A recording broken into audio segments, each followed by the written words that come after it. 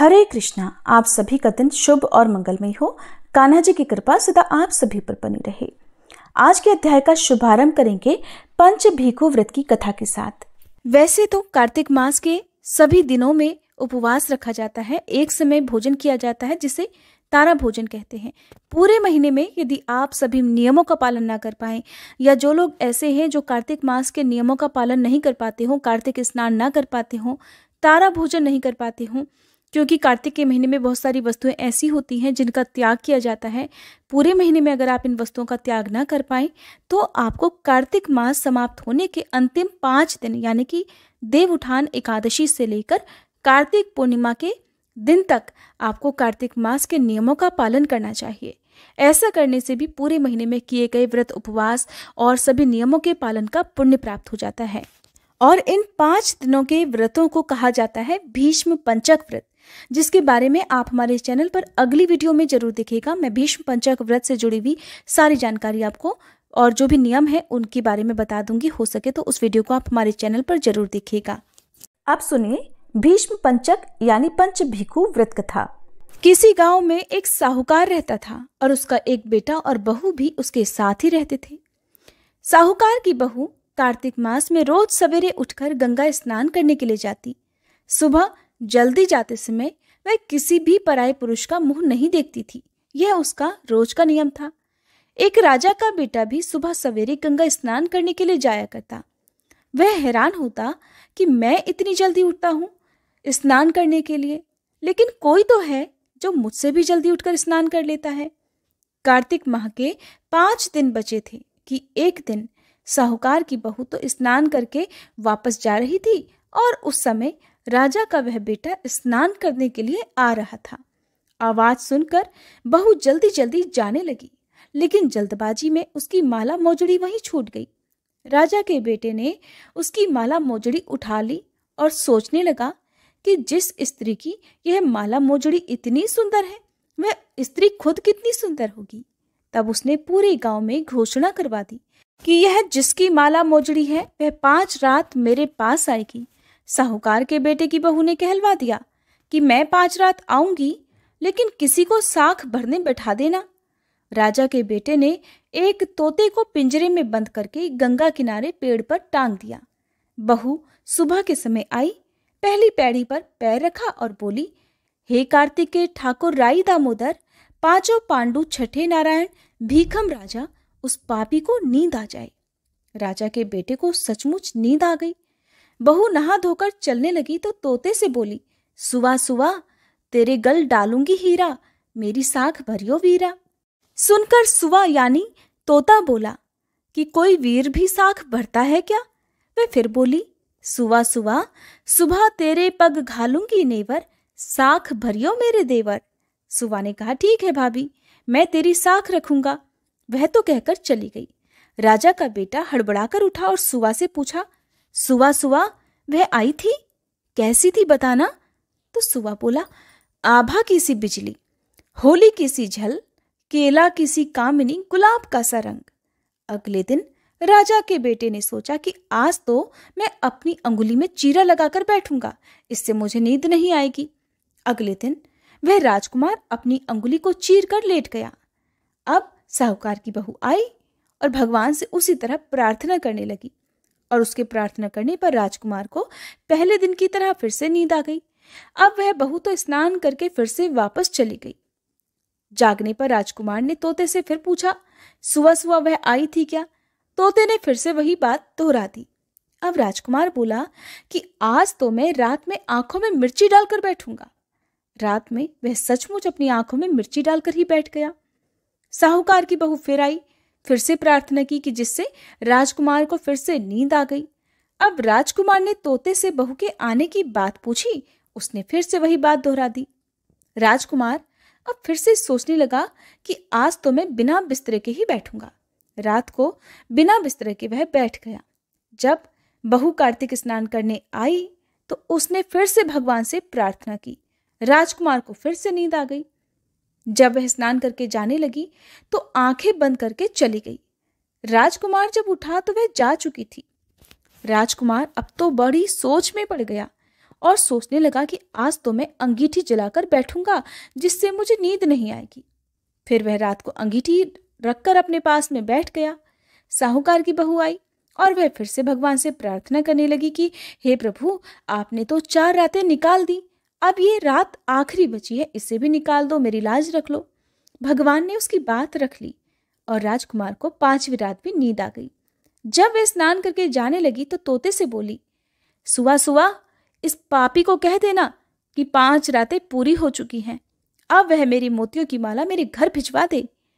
सुबह राजकुमार की आंख खुली तो उसने तोते से पूछा, सुआ सुआ, आज भी वह आई थी क्या? तो तोते ने कहा, हाँ, वह आई थी और उसने अपनी माला मंगवाई है क्योंकि उसकी 5 रातें पूरी हो चुकी हैं। यह सुनकर राजकुमार सोचने लगा कि वह तो सच्ची थी, तभी तो भगवान ने भी उसका सत रखा। कुछ समय के बाद राजकुमार को कोढ़ हो गया। राजा ने ब्राह्मण को बुलवाकर पूछा कि मेरे बेटे का शरीर क्यों जल रहा है।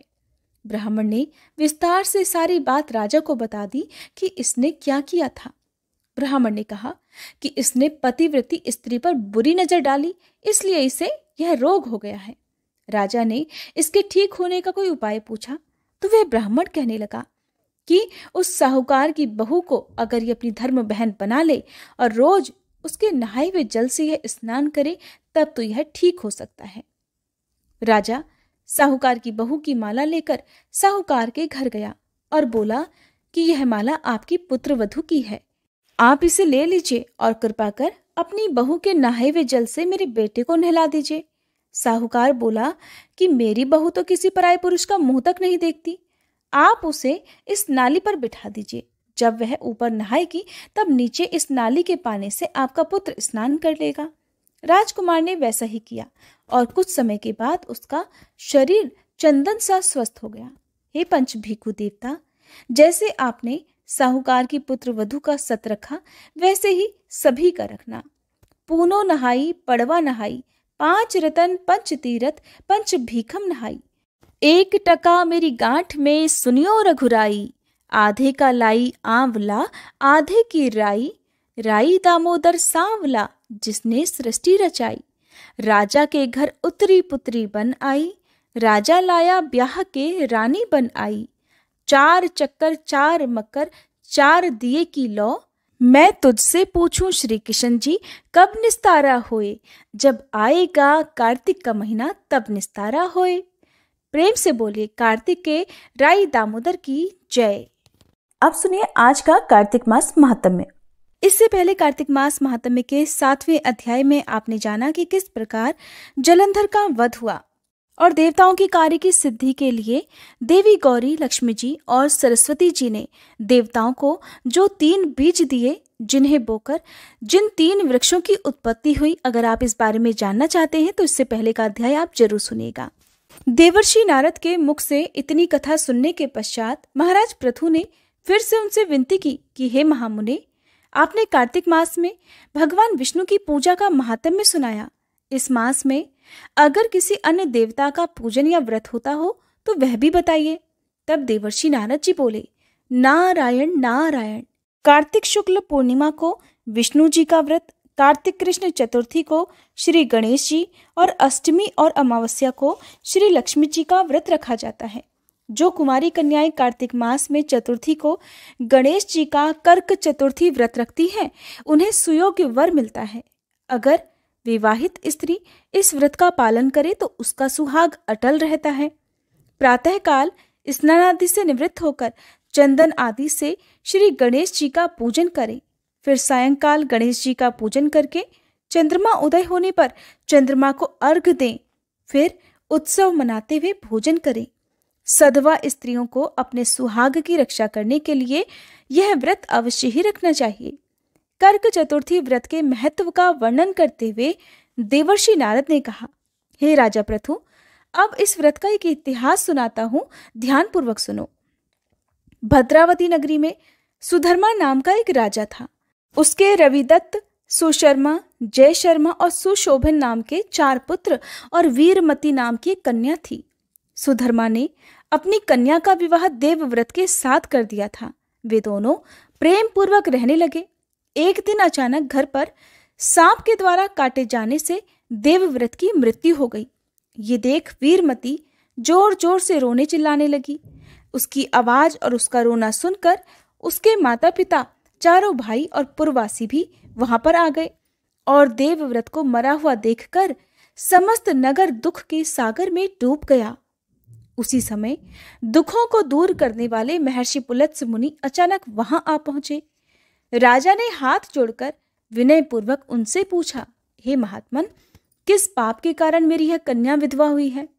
पुलत्स्य मुनि ने बताया कि कार्तिक मास के कृष्ण पक्ष की गणेश चतुर्थी का व्रत ना रखने के कारण ही यह कन्या वैधव्य को प्राप्त हुई है। फिर पुलत्स्य जी ने कहा, एक समय दैत्यों के नाश का उपाय खोजने के लिए ब्रह्मा, विष्णु और महेश तथा इंद्र आदि सभी देवता एकत्रित हुए। उस समय श्री ब्रह्मा जी ने कहा कि गणेश चतुर्थी का व्रत संपूर्ण विपत्तियों का नाश करने वाला है।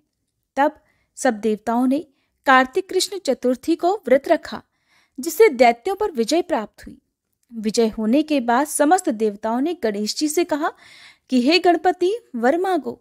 तब गणेश जी कहने लगे कि जो स्त्री कार्तिक कृष्ण चतुर्थी का व्रत करे उसका पति चिरंजीवी और जो ना करे वह विधवा हो। अतः समस्त स्त्रियों को यह व्रत अवश्य ही रखना चाहिए। हे राजन, तुम्हारी कन्या ने इस व्रत को नहीं किया था, इसी कारण यह विधवा हुई है। यदि अब भी यह इस व्रत को करे तो उसका मृत पति जीवित हो सकता है। ऐसा कहकर पुलत्स्य मुनि चले गए। तब राजा ने अपने जामाता का शरीर तेल में सुरक्षित रखवा दिया। इसके बाद जब कार्तिक मास आया तो उसकी कन्या ने विधिवत व्रत करके उद्यापन में ब्राह्मणों को दान दक्षिणा देकर उन्हें संतुष्ट किया, जिसके प्रभाव से उसका मृत पति पुनः जीवित हो गया। नारद जी कहते हैं, हे राजा पृथु, सौभाग्यवती स्त्रियों को अपने सुहाग की रक्षा और संतान प्राप्ति के लिए यह व्रत अवश्य ही रखना चाहिए। इसके आगे का वृतांत आप सभी अगले अध्याय में सुनिएगा। अब सुनिए श्री तुलसी चालीसा पाठ और तुलसी माता की आरती। जय जय तुलसी भगवती सत्यवती सुखदानी, नमो नमो हरिप्रेसी श्री वृंदावन खानी। श्री हरिशीष विरजनी देहु अमर वर अम्ब, जनहित हे वृंदावनी अब न करहु विलंब। धन्य धन्य श्री तुलसी माता, महिमा अगम सदा श्रुति गाता। हरि के प्राणहु से तुम प्यारी, हरहि हेतु कीन्हो तप भारी। जब प्रसन्न है दर्शन दीन हो, तब कर जोरी विनय उस कीन्हो। हे भगवंत कंत मम होहु, दीन जानि जानि छाड़हु छोहु। सुनी लक्ष्मी तुलसी की बानी, दीन हो श्राप कध पर आनी। उस अयोग्य वर मांगन हारी, हो बिटप तुम जड़ तनुधारी। सुनी तुलसी ही श्रव्यो तेहि ठामा, करहु वास तुहु नीचन धामा। दियो वचन हरि तब तत्काला, सुनहु सुमुखी जानी होहु बिहाला। समय पाई ब्योहरो पाति तोरा, पूजहि आस वचन सत मोरा। तब गोकुल मह गोप सुदामा, तासु भई तुलसी तू बामा। कृष्ण रास लीला के माही, राधे शक्यो प्रेम लखि नाही। दियो श्राप तुलसी तत्काला, नर लोक ही तुम जन्महु बाला। यो गोप वह दानव राजा, शंख चूर्ण नामक शिर ताजा। तुलसी भई तासु की नारी, परम सती गुण रूप अगारी। अस द्वै कल्प बीत जब गयहु, कल्प तृतीय जन्म तब भयहु। वृंदा नाम भयो तुलसी को, असुर जलंधर नाम पति को। कर अति द्वंद अतुल बल धामा, कीन्हा शंकर से संग्रामा। जब निज सैन्य सहित शिव हारे, मरहि न तब हर हर ही पुकारे। पतिव्रता वृंदाती नारी, को न सके पति ही संहारी।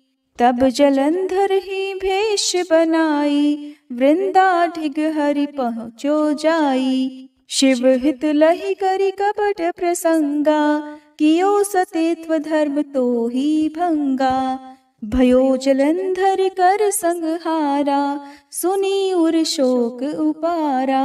तिह क्षण दियो कपट हरि टारी, लखि वृंदा दुख गिरा उचारी। जलंधर जस हत्यो भीता, सोई रावण तस हरहि सीता। अस प्रस्तर सम हृदय तुम्हारा, धर्म खंडी मम पति संहारा। यही कारण लहि श्राप हमारा, होवे तनु पाषाण तुम्हारा। सुनि हरि तुरत ही वचन उचारे, दियो श्राप बिना विचारे। लख्यो ना निज कर दूत पति को, छलन चाहियो जब पार्वती को। जड़ मति तुह अस हो जड़ रूपा, जग में तुलसी बिटप अनूपा। धग्व रूप हम शाली ग्रामा, नदी गंडकी बीच ललामा। जो तुलसी दल हम ही चढ़ई है, सब सुख भोग परम पद पई है। बिनु तुलसी हरि जलत शरीरा, अतिशय उठत शीश उर पीरा। जो तुलसी दल हरि शिर धारत, सो सहस्त्र घट अमृत डारत। तुलसी हरि मन रंजनिहारी, रोग दोष दुख भंजनिहारी। प्रेम सहित हरि भजन निरंतर, तुलसी राधा में नाही अंतर। व्यंजन हो 56 प्रकारा, बिन तुलसी दल ना हरहि प्यारा। सकल तीर्थ तुलसी तर छाही, लहत मुक्ति जन संशय नाही।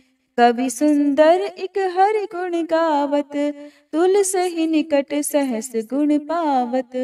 बसत निकट दुर्वासा धामा, जो प्रयास ते पूर्व ललामा। पाठ करहि जो नित नर नारी, हो ही सुख भाषहि त्रिपुरारी। तुलसी चालीसा पढ़ी तुलसी तरु गृहधारी, दीप दान करी पुत्र फल पावहि बंध्यहु नारी। सकल दुख दरिद्र हरिहार हुए परम प्रसन्न, आशय धन जन लड़ही कर बसहि पूर्णा अत्र। लाही अभिमत फल जगत, मह लाही पूर्ण सब काम। जेहि दल अर्पहि तुलसी, तह सहस बसहि हरि राम। तुलसी महिमा नाम लख, तुलसी सूत सुख राम।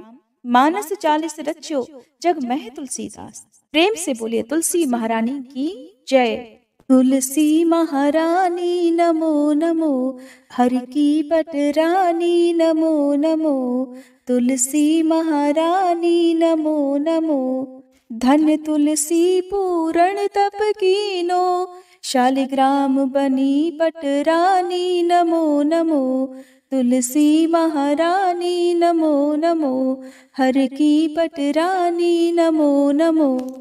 जाके पत्र मंजरी कोमल, श्रीपति कमल चरण लपटानी नमो नमो। तुलसी महारानी नमो नमो, हरि की पटरानी नमो नमो। कौन महीने बोई रानी तुलसा, कौन महीने हुई हरियाली नमो नमो। तुलसी महारानी नमो नमो, हर की पटरानी नमो नमो। कौन महीने हुई तेरी पूजा, कौन महीने हुई पटरानी नमो नमो। तुलसी महारानी नमो नमो।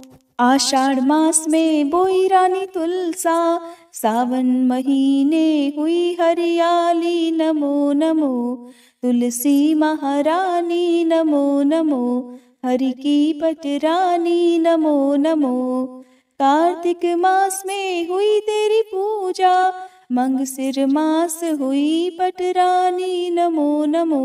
तुलसी महारानी नमो नमो, हर की पटरानी नमो नमो। धूप दीप नैवेद्य आरती, पुष्पन की वर्षा बरसानी नमो नमो, तुलसी महारानी नमो नमो, हर की पटरानी नमो नमो। 56 भोग 3600 व्यंजन, बिन तुलसी हरि एक न मानी नमो नमो, तुलसी महारानी नमो नमो, हरि की पटरानी नमो नमो। जो तुलसी को सवेरे गाए, श्री कृष्ण के दर्शन पाए नमो नमो, तुलसी महारानी नमो नमो, हर की पटरानी नमो नमो। जो तुलसी को दोपहर गाए, खीर खांड का भोग लगाए नमो नमो, तुलसी महारानी नमो नमो, हर की पटरानी नमो नमो। जो तुलसी को सांझ को गाए, श्री कृष्ण की